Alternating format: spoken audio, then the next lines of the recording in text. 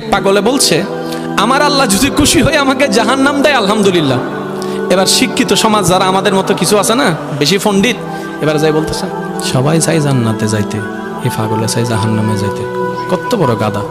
পাগলে মুস্কি হেসে বলে যায়, হ্যাঁ ঠিকই বলছেন, আপনাদের মতো সুস্থ আমি হতে চাই না, এই পাগলেই থাকতে চাই।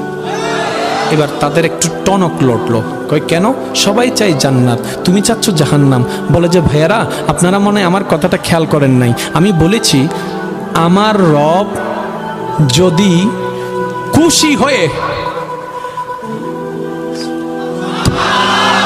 আমার রব যদি খুশি হয়ে আমাকে জাহান্নাম দেয়, আমি সেটাও নিতে রাজি।